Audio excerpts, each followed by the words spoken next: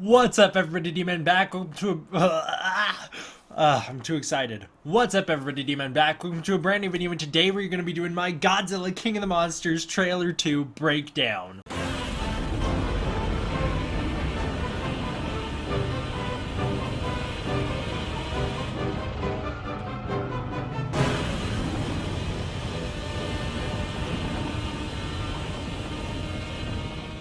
This thing is like, the 100 things you missed in Godzilla King of the Monsters trailer. That's actually not far from clickbait. I mean, I know there's probably not 100 things that you yourself missed, but like legitimately this list I have, this script that I'm going off of, it's 6.5 pages of things you missed. Like, there's so much to break down in this trailer. I gotta say though, right off the bat, if I seemed underwhelmed in my trailer reaction, it's only because I'm kind of in shock when I'm doing my initial trailer reaction. I don't watch it beforehand. What you're saying is like my genuine first reaction. I'm not going to overreact because I don't want to be cheesy, I don't want to be fake. So I'm giving you my actual genuine reaction, and also it's like I'm just seeing it all for the first time. It's just setting in. I've watched this trailer literally like 50 times minimum since it came out, and every single time I like it even more. I've had tears in my eyes when watching this thing. It's so good. I love this trailer. I would have loved it even more if it ended like this though.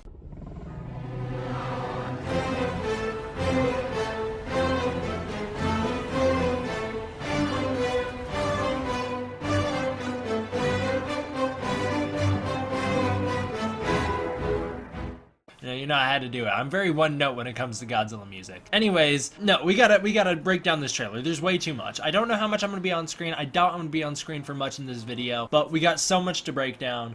We gotta jump into it. Spoiler warning, I'm not gonna get into leaks. I'm not into any of that, but there is a large potential that a lot of what I'll be saying is correct. I'm not gonna say, oh, this is your ultimate guide, because, I will get things wrong. I definitely will. But I'm saying there's a very big potential I get a lot right, and whatever I get right could be a spoiler, could not be. It's up to you to decide. I'm just saying, spoiler warning here at the start, just in case you want to go into this movie entirely fresh. Maybe you want to skip this video because we are gonna speculate on how the movie ends and everything like that.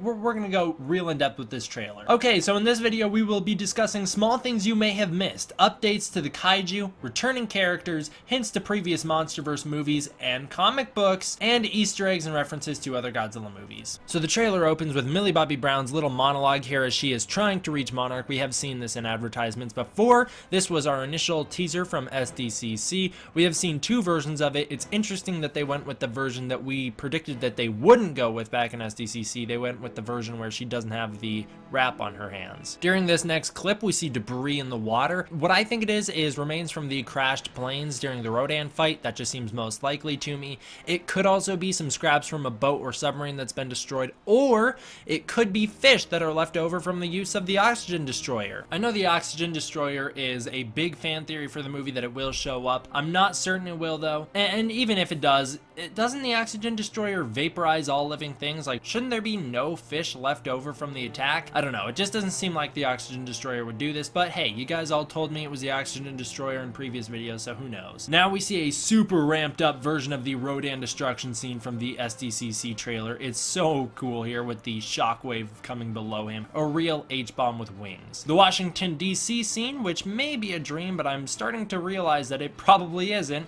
is definitely set inside of the cockpit of some sort of plane. This will most likely be the plane that we have seen throughout the previous trailers, and this trailer will return to that plane in a little bit. This scene features the Golden Demise as we see King Ghidorah in the storm clouds in the distance. Awesome. We also know that Rodan is in this scene from previous trailers. DC is just gonna get stomped in this movie. Some strange interference on the radio featuring Godzilla's roar causes Madison Russell to have a little panic. That's nothing new, we knew that from before, but might as well cover it. We then see Rodan climbing his way out of the volcano. I love this shot so much. It's awesome. The way Rodan crawls around on his wings is super interesting. We've never seen the character do that before. I'm quite okay with it in this context, just as long as he's not primarily merrily running around on all fours. That's not a very Rodan-like trait to me, but hey, maybe they want to go with a little bit more of a realistic approach for the character. Just as long as it looks this cool every time, I guess I'm okay with it. We then see this crazy Monarch-looking helicopter flying into Antarctica. We have seen this model of helicopter before in the MonsterVerse. Remember, into the Skull Island Birth of Kong comic books, this is the same type of helicopter that took Aaron Brooks to Skull Island in that comic. Great carryover of continuity here that most people might not catch. We also know from the Tokyo Comic Con footage that the female Muto's head is being held at the Monarch outpost here. We see a fracking oil mining station here in some desert looking area. I have no idea where this is. Massive claws tear their way up through the ground in this scene. This could be a brand new kaiju we've never seen before, such as the one from the Godzilla 2014-2013 Comic Con trailer. Maybe not, you know, it's definitely not that specific kaiju, but it could be something in the vein of a brand new kaiju for the MonsterVerse. Remember, we also have more than just our 4 Toho monsters appearing in this movie. Not necessarily we have more Toho monsters appearing in this movie, but we do have more Titans slash kaiju slash monsters appearing in this movie. This could be an old classic like Kamunga. I've heard a lot of people speculating that. Or, you know, it could be Ghidorah's foot. You know, it could just be something as simple as Ghidorah's foot tearing its way up through the ground. The problem is I have no idea why Ghidorah would be underground, but hey, to each their own. To me, though, it looks like a giant crab slash spider monster. Definitely not Ebra, though, because, you know, he needs water to survive. This wouldn't be the first time that the MonsterVerse has featured a giant, not Kamunga spider.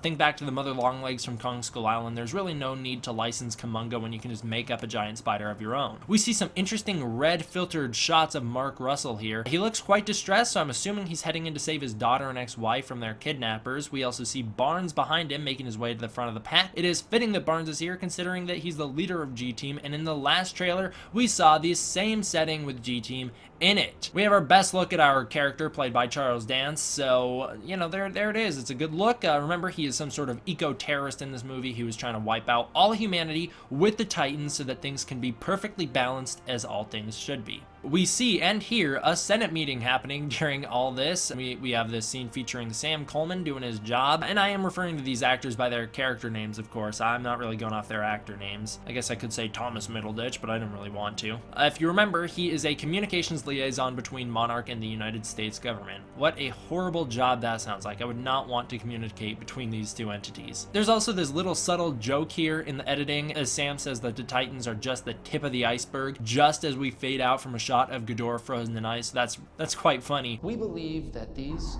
Titans are just the tip of the iceberg. Not many people caught that though, I don't think. So I like that. It's very subtle. There's also a quick shot of Dr. Graham. This is one of the only shots of her in the trailer, but you know, I'm always down to see a character from 2014 return. She's kind of sad looking here, so I'm not sure what happened or why she's sad. It could be because of a character death that we'll get to in a little bit, but I hope not. When we see Rodan's further eruption from the volcano, we get our first really good look at the plane that we've been seeing all over these past 2 trailers. This, to me, looks a lot like the Super X3. I know there's no Super X1 and 2 in this continuity, at least that we know of, but this is definitely the Super X3, just black. I mean, it's the same design. It's bigger than any of the planes that we've ever seen in the real world with a similar design, and it is much more high-tech than any of the planes I'm aware of. Unless, of course, this is a real plane and I'm just not aware of it. You know, you can comment below and let me know. I'm not a plane guy. I'm a Godzilla guy. I don't claim to be a plane expert, so you know, you'll let me know if it's real. We see another eruption of the ground here. It's a new kaiju rising up. There's some sort of small towns in the wooded area below it being destroyed. This shows off the intense scale of whatever monster is underground. This could be an Easter egg to any number of Toho monsters. It could be a reference to Godzilla's appearance in 1964's MonsterVerse Godzilla. It could be a reference to Baragon or Anguirus, who have both burrowed underground for their benefit in the past. This could be a reference to Godzilla Earth's Awakening and Godzilla Planet of the Monsters. However, I feel like because that movie's pretty new, that's definitely not what's happening here. Also, Godzilla's Awakening there was a throwback to the MonsterVerse Godzilla 64 opening, so it would still be a reference to the 1964 movie in a roundabout way anyways. This could be an entirely new monster, not a Toho favorite. That's entirely possible as well. Or it could be one of the monsters we've already met in the MonsterVerse in Godzilla Awakening, the comic book series. It could be this living mountain. I wanted to mention really fast here, I really love the fact that we have the monsters coming up from the ground. It's a great addition to the movie. I think it's a really cool thing because you know, it's carrying over the Hollow Earth theory. Where did the monsters go? They burrowed underground. That's the whole plot of Kong Skull Island. They kind of hint at it in 2014. really cool that we have that carried over with these new monsters. There's a new angle of Godzilla's underwater temple here. I think it's pretty much confirmed now that he's living there during his time off. It looks like there's a big lava bed on the seafloor here. This may mean that the second underground temple that we saw in the previous trailer that we previously thought was Rodan's temple in Mexico, it might be the same location as Godzilla's temple. Although, like, I don't know why you'd put like a big Pazuzu demon statue in the Godzilla temple. That seems more fitting for Rodan because he's kind of a devil. A quick shot here of an explosion flashes on screen. I think we can match this up to the shot of Mark Russell trying to catch up to Madison Russell in Fenway Park from the last trailer. I'm looking real close, I told you. There's a really clear shot of Mothra's hatching here. I love it. I love the way the larva looks. It's the same larva that we saw in the last trailer. I find it interesting though that the area around Mothra isn't destroyed like we saw it in the last trailer. This could suggest some sort of outburst or temper tantrum thrown by Mothra in the area until probably Emma Russell calms her down using her little monster box. That's entirely possible. We also get to hear Mothra's oceanic roars shown off as Sam mentions how some of the Titans are here to protect us. The roars sound like a crossbreed between whale roars and the old school Mothra roar, as I've talked about in previous videos. This brings us to our very first clear shot of Mothra using her god rays. You know, we saw it in the previous trailer and we've also seen it in the Monarch teasers, but this is a good HD look at it. Then we see some HD footage of Rodan's rampage when Sam mentions how some Titans are here to threaten us. Pretty interesting that they set Rodan up as Mothra's opposite in this movie. We'll come back to that later on, but they set that idea up right here. This shot is pretty horrifying though. The sheer brutality of his sonic waves just wiping away everyone below him, killing them all, is terrifying. This is a double reference too. First, it calls back to the movie Rodan from 1956, in which Rodan causes similar destruction that also features people underneath him being thrown to their deaths, and it calls back to Rodan from Final Wars, who was so fast he created a sonic boom behind him as he flew. The lava pouring off Rodan's back is a result of his evolution inside the volcano. Now he has geothermic blood, but he's basically a living volcano, so he spews magma wherever he goes. Pretty awesome. Then we have it, our first clear look at Ghidorah. You know, I was pretty much dreading this shot. I really didn't want to see it until the movie, but ultimately this is amazing. This is such a cool look. I'm kind of disappointed we've seen it, but at the same time I'm kind of like, yes, hell yes. He's standing over the stadium that we've seen in previous trailers. This is Fenway Park in Boston, as we learned in the last trailer breakdown. Go check it out to learn more about it. The shot of Ghidorah's tail spiking up is a pretty cool new addition to the character, and the shot of Ghidorah standing over the Monarch helicopter is so badass and threatening. I love the golden hues throughout his neck. This could signal him charging up his gravity beams, or it could be the result of the golden blood that runs through his body. Either one, but it's definitely the gravity beams, so there you go. Back at the Senate hearing, we see the counselors. They're making fun of Monarch, asking them if we, humanity, should have Godzilla as a pet. This prompts Serizawa to reply that humanity would be lucky if we were Godzilla's pet. That's so cool. Why does he always get the best lines? I love it. Cool little detail here. We also see a shot of Admiral William Stenz from Godzilla 2014. I would assume this is just a cameo though, because he isn't really listed on the cast list on IMDb, but it's cool to see him coming back. I mean, I think it's really neat that they're bringing back some of the minor characters from Godzilla 2014. Maybe we'll get a Ford Brody cameo. Who knows? Then we see Godzilla in an underground temple. This is definitely the same temple we see the explosion go off in trailer 1. I'm sure this is Godzilla's temple and he's kind of hiding out there after his fight with the Mutos. This must be some sort of cave he's resting in because there's no water here. The lava might pose a threat to him though. That might be what's prompting Dr. Serizawa to go down there and blow up Godzilla with what I assume is a nuclear bomb to revive him. This could also explain why Dr. Serizawa has always been seen down in that cave. He may be running to Godzilla to set up the bomb. I don't know if he'll make it out of there in time. I feel like Serizawa will die in this scene, even if it is relatively close to the start of the movie, you know, with this being the way that Godzilla's healed after his fight with the Mutos and how he wakes up, but I'm not entirely sure because we do see him during the Ghidorah scene later on in the trailer. I don't think things go as planned here though, because Godzilla wakes up and he eyes down Serizawa. It would be interesting if Godzilla killed Serizawa. It'd be kind of ironic because Serizawa loves Godzilla. I would be disappointed in that because it does feel unjustified. It feels cooler if Godzilla sees Serizawa and like respects him in some sort of way that he did with Ford Brody in the 2014 movie, but if he's just gonna blast him with his atomic breath, I'm not down for that. There's an interesting theory that Mr. H Reviews pointed out that is, what if during the nuclear explosion down here, Godzilla has mutations that cause his differences between the 2014 and 2019 designs? It's a really interesting theory. I love that. I think that's a great idea. I really hope they do that. Madison Russell asks, "You sure he's gonna be okay?" She could be referring to Godzilla, as I thought in my trailer reaction, or she could be referring to Mark Russell in this scene.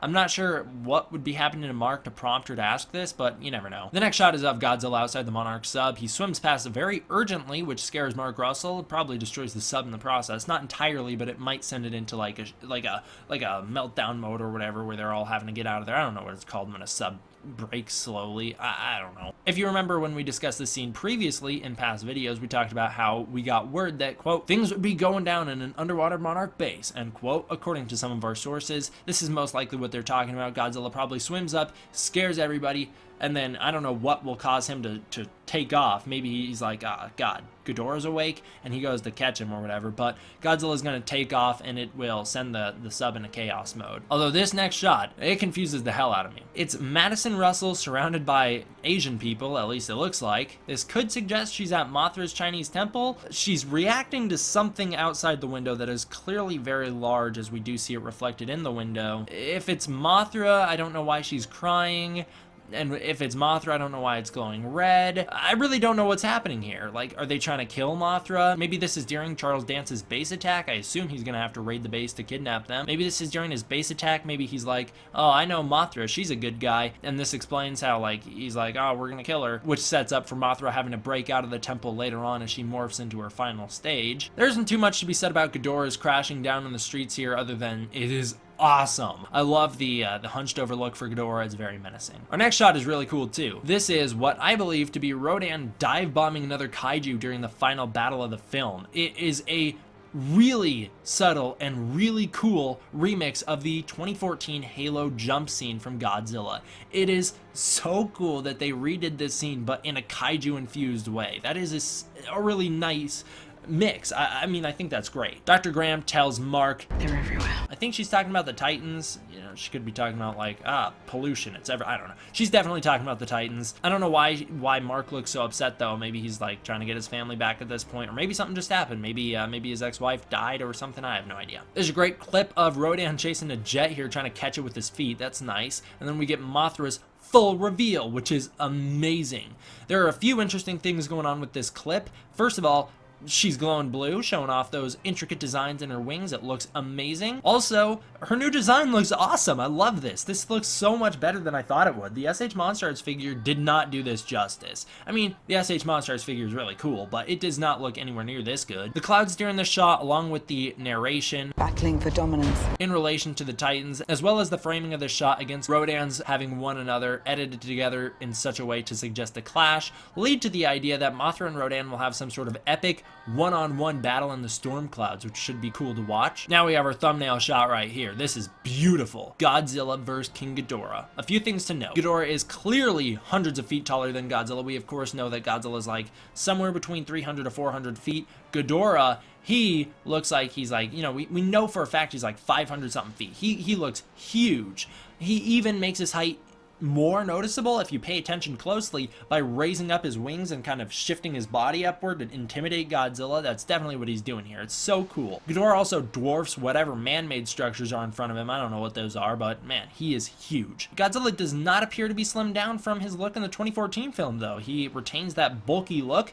I think he's actually a little bit bigger, though I'm not sure if that's such a bad thing. I know lots of people will be upset about that. Keep in mind, I'm the guy who defended Shin Godzilla's Thunder Thighs, so lots of people will be upset about this, but I think that's okay, because seeing a very slimmed down version of Godzilla, which is the design I prefer, in this context would not work. Beating up Ghidorah, a huge Ghidorah, only works if you have the mass to go behind it, especially if you're so much smaller than him. So if they slimmed Godzilla down to make the design perfect how I'd want it, it wouldn't look good against Ghidorah. Hopefully though, Godzilla vs. Kong, they're like, yeah, that fight with Ghidorah, Godzilla slimmed off some weight. He's skinnier now. Also, this shot is clearly a reference to the Godzilla vs. Ghidorah standoff in the 1991 film Godzilla vs. King Ghidorah. Really cool. The CGI also, though, it doesn't look amazing here. I know a lot of people have been complaining about it. I'm okay with it. I think the imagery looks beautiful enough to where it's alright, and this looks so much like a painting that I'm completely fine putting the CGI issues past it, just as long as we can keep this painting-esque shot. This is definitely my favorite shot of the movie so far that we've seen. Also, there's still time to touch up the CGI before the movie comes out, and also the quality between what we're seeing in the trailer and the actual movie is going to be totally different. Just look at the difference between the HD stills and their trailer shots. Don't look anything alike. You know, the HD shots look so much better than what we see in the trailers. We get a pretty cool look at Godzilla snarling in a dry, open daytime area. That makes me very happy. It's pretty reminiscent of the ending of Godzilla 2014. I wouldn't be surprised if this is the ending of this movie too. Also, I want to add here that you can see on Godzilla's head a big chunk of his skin is missing. I think that does confirm that this takes place at the end of the movie after his fight with Ghidorah, or maybe like during his fight with Ghidorah. Maybe it somehow carries over into the daytime, but regardless, I think that is what's happening here, is we are seeing the aftermath of Godzilla's fight, or at least towards the end of it when he's all banged up. When we see Barnes in Antarctica, he says, "You gotta be kidding." What I believe he's looking at is Ghidorah's awakening. We can also see lightning striking across his face. We also see him looking up at something, so it makes sense that it's Ghidorah. There's a quick little glimpse of Mark Russell and Serizawa in a Monarch vessel. They're also looking at Ghidorah. What I think is going on here is Monarch has located Madison and Emma Russell, so they're sending G-Team in to try and take over this probably overrun Monarch containment facility where Ghidorah and the Muto head are being held. We hear a very Heisei sounding Ghidorah roar as Ghidorah fires his gravity beams. I'm disappointed. I like the Showa roar a whole lot more. That's alright, I'm not that disappointed. The glowing in Ghidorah's neck confirms that this is an indication of him charging up, as we see him fire those gravity beams immediately afterward. This might be also a continuation of the shot from earlier, which would be cool. This is cut together with Godzilla's temple blowing up. Then we get our best look at Mothra yet as she roars at the camera. She looks beautiful, very insect-like, very classic, but overall, you know, very beautiful, very goddess-esque. I love it. I also love the standard coloration mixed with the blue bioluminescence. It's amazing. It's a perfect blend. Then there's this crazy clip of Monarch vehicles driving through Boston when suddenly a jet flies down and crashes into a building, exploding. I have no idea what could have caused that. Rodan maybe slapping it out of the sky? I don't know. Why would it fall like that? Shouldn't it explode in the air? Who knows? This also is kind of reminiscent of the Godzilla 2014 scene when the Muto EMPs the city. Maybe that's something similar to what's going on. The plane's engine got knocked out. I have no idea. It's a cool shot though. Then we see what I believe is our ending of the movie. It appears, and this is major spoilers, potentially. You know, I don't have any leaks. I don't know for sure, but based off what we're seeing here, I think we can easily say it appears we're looking at Godzilla's meltdown or supercharging. You know, we see Kaiju glowing all red, melting everything around it. Based on the size of the monster and the arm we see in frame, I think this is Godzilla.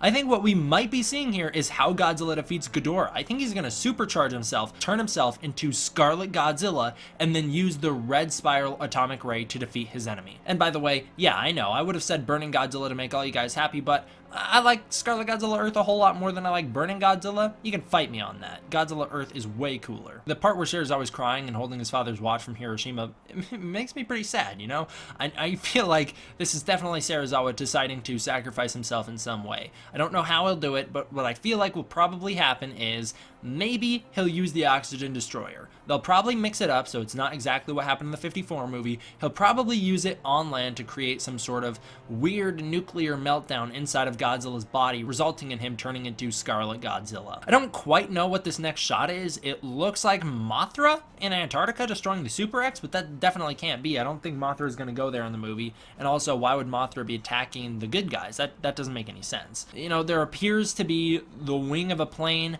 being destroyed by a Titan. It could be Rodan based on the burning in the shot. That's entirely possible. Or it could be Ghidorah somehow. You know, we did see that plane, the Super X plane, flying right at Ghidorah in the last trailer, but Ghidorah must be very small in this shot if that's Ghidorah. Also, there's like, what, is there more than one Super X? I mean, maybe there's 3 Super X's. That'd be super cool. Like, 3 planes called the Super X, the last one surviving will be the Super X3. That'd be a great remix on the Super X idea. That could also explain how we see one being destroyed right here, and also what looks like one being destroyed in the very next shot of the trailer, and one that flies around being chased by Rodan. Like, I have no idea. Regardless though, whoever's in the area, whatever Titan's in the area, G-Team is on the job, they're all firing up at it. Like I did say though, we do see a shot of what appears to be Ghidorah destroying the Super X as it flies through DC, meaning that, yeah, I think there must be 2 Super X's at minimum, definitely 3, because like that's a great way to tie it back to the Heisei era, and Michael Dougherty is a big Godzilla fan, as he's made very clear to all of us, so I think if he said you gotta look for deep Easter eggs here, I think that's what we could be seeing here, is a deep Easter egg, having 3 planes called the Super X. That'd be great. And then we see a quick clip of what I believe to be a Monarch sub being destroyed after Godzilla swims past it. That could be what's happening here. You know, that Monarch sub might be like slowly breaking under pressure as Godzilla is like messed it up somehow. Then we have one of the coolest parts of the trailer by far, Rodan fighting the military. I don't know why military battles against monsters are so cool, but they are. Rodan fighting the military here. In order to avoid their attacks, he does the barrel roll, of course, and he destroys the jets in the area.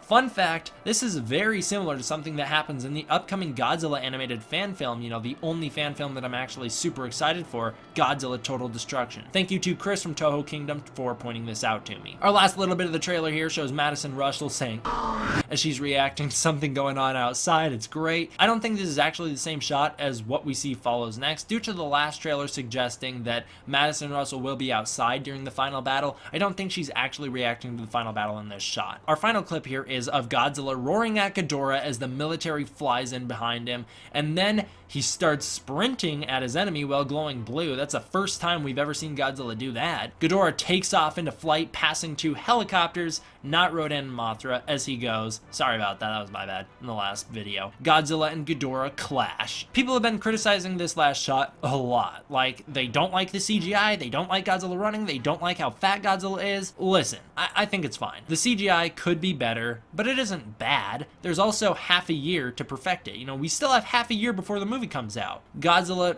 you know, he should be able to run. This Godzilla isn't our normal Godzilla. This is like one that's made to be a brawler. He's also an animal, and animals run. And it's not like it's the first time we've ever seen Godzilla run. You know, we did see Zilla from '98 do it. Not really Godzilla, though. We also saw Godzilla from 2004 do it. I mean, Godzilla Final Wars, the guy like jumps up and does like a flying spin kick on Anguirus. So this is not the craziest thing we've ever seen Godzilla do. Sprinting, like, whoa, Godzilla can sprint. It's not that big of a revelation. And also, finally here, yeah, Godzilla's a bit chubby in this final shot. I do agree. I don't love it, but he kind of needs it. As I said, it would be super awkward if we saw a stick figure Godzilla, the perfect Godzilla, you know, the one that I kind of wish they slimmed him down for, fighting this massive brute Ghidorah. It would look silly. So I understand why they kept him bulky, and I'm okay with it for that reason. I think that final shot is awesome. I love it. I think this is great. And final thing to mention here, there is one missing image from the Brazil Comic-Con trailer of Godzilla fighting Ghidorah in a storm cloud. I'm not sure why they took it out, but I really like that image.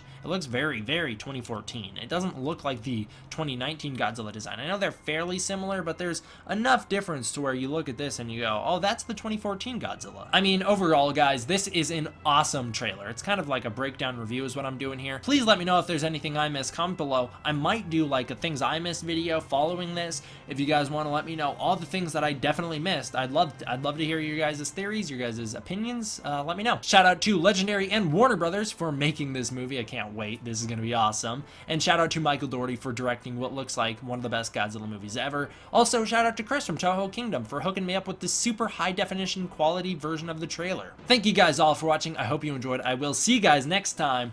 D-Man out.